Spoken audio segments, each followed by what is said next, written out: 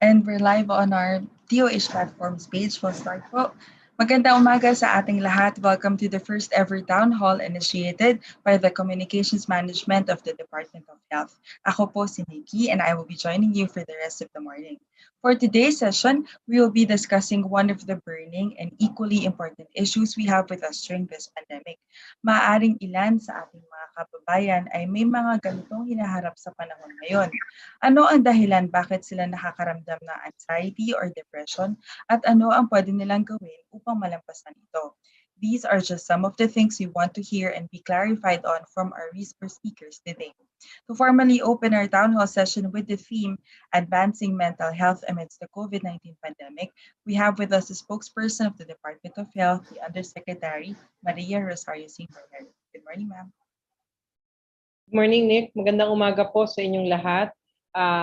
Good morning to all of the guests for this town hall meeting.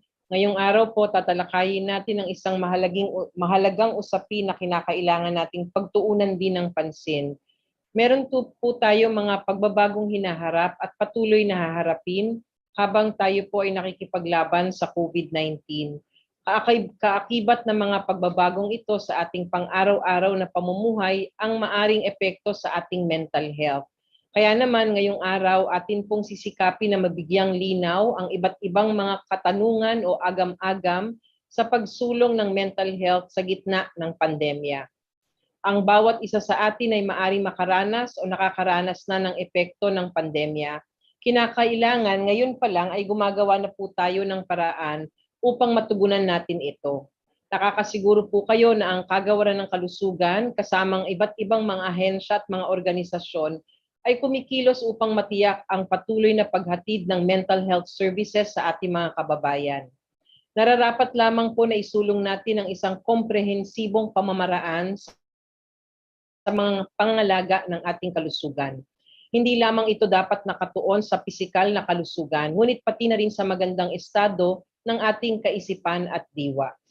Bagamat kasama ang mga Pilipino sa pinakamasayahin sa buong mundo, hindi po tayo maaring maging kampante sa larangang ito. Sa inyo pong partisipasyon sa town hall na ito, naway makakuha tayo ng kaalaman sa kung paano natin pangangalagaan ang ating kalusugan ng ating kaisipan. Kasing kahalaga ng ating kaisipan at diwa ang ating pisikal na kalusugan. Alalahanin po natin na ang pangangalagang ito ay kritikal upang maging matiwasay at maligaya ang ating pamumuhay. Lagi po nating tatandaan, ang kalusugan ay responsibilidad ng lahat at saklaw ang lahat. Kaya't sikapin po nating panatilihin ang magandang kalusugan sa lahat ng oras, sa panahon ngayon at sa lahat ng aspeto. Maraming salamat po at magandang umaga po sa inyong lahat. Maraming salamat po, Yusek, for your opening remarks. To formally start our town hall this morning, we have with us Ms. Frances Priscilla Cuevas, the Chief Health Program Officer and Team Lead of Specialty Care Divisions of Mental Health, Cancer Control, and Oral Health of the DPCP. She will be discussing the policies and program for quality mental health care services for the Filipinos. Ms. Frances, you now have the floor. Thank you, ma'am. Yeah. Magandang umaga sa ating lahat. Ako'y nagagalak at nandito po tayo ngayong ngayong araw na ito para po talakayin ang mental health. Could I have the slides, please? Let's talk about what are we doing in the Department of Health para po sa pagtugon ng mental health during the pandemic and what are we going to do to sustain this through the pandemic and in the next years to come. Next slide. Next slide, please. Let us just have the same idea what mental health is. It is defined as a state of well-being in which every individual realizes his or her own potential, can cope with the normal stresses of life, can work productively and fruitfully, and able to make a contribution to his or her society. Ito po yung gusto nating ma-achieve nating lahat ng mga Pinoy. Next slide, please. We don't have, as of the moment, a prevalence data for the national prevalence data for mental health. Kinukuha pa po natin. Sa ngayon, ang research nito ay ginagawa pa lang sa ngayon. Ngunit meron po tayong idea kung ano karami ang merong sakit na ganito sa buong bansa, and we used the 2017 global burden of disease and projected it to 2020 population, at ito po ay mga kaunti lang na mga conditions ang nakita natin. If you're going to take a look at the overall, pag tinignan natin mga 3.6 million po yung ating mga Pinoy na meron pong mental health problems in the country. Pero this is an understatement. This is a figure that is just very well, we know, under reported, and because it only tackles a few of the conditions that are needed. So ang ibig lang sabihin yan, mas marami pa ang makikita natin kung meron po tayo ay magkaroon na ng data for the prevalence survey. Next slide. Sa pandemya ngayon, ay sinasabi natin na we are not, all of us are on the same boat, but we are all on the same storm. Ang ibig lang sabihin yan ay yung iba ay estable masyado ang kanilang pamumuhay kahit may pandemya, ngunit yung iba ay talaga namang hirap na hirap through the pandemic.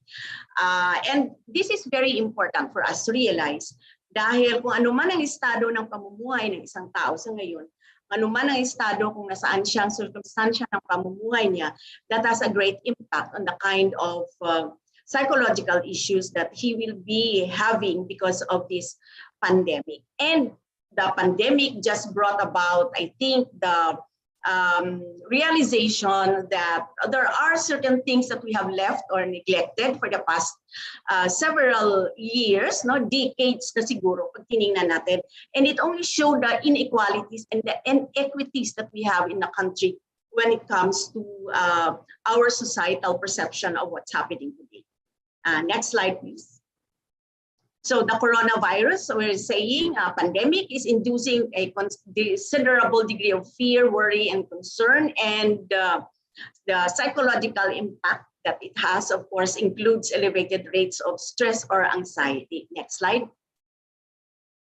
And there has been some studies that we were able to get since last year. Ito po yung sinasabi natin, marami po sa mga adult Filipinos are highly stressed. And next slide. 1/4 of them were saying they reported, 1/4 of the respondents were saying that they have moderate to severe anxiety. 1/6 of them reported moderate to severe depression and psychological impact. Next slide. And there is also another study which shows that frontliners actually, and even frontliners were having problems coping with the pandemic. Ang cause po ng stress talaga nila is the workload, the COVID-19, the financial problems, mga family problems that they are experiencing. May mga coping mechanisms naman po silang ginagawa, mga acceptance, praying, and meditation. And alam niyo naman mga Pinoy, looking forward talaga to the end of the pandemic and going back to the normal. Thus, the vaccination program is a very much welcome thing for all of us. Next slide. And currently, there was a study which showed that 1 in 3 of COVID-19 patients are diagnosed with a neuropsychiatric condition in the next 6 months. And I think this is a very important issue that we need to also take into consideration. Next slide. If we are going to take a look at the MHPSS intervention or the mental health psychosocial intervention that we did for in order to respond to the pandemic, ay makikita po natin na yung social considerations in the basic services and security ay isang napakahalagang ginawa po ng gobyerno para po sa ating dito. Ibig sabihin lang, pag nagkaroon na ng mga stability in terms of may pagkain ba kami, mayroon pa kaming financial support, and so on and so forth, isa siya sa pinakamalaking binigay na security o binigay na serbisyo ng gobyerno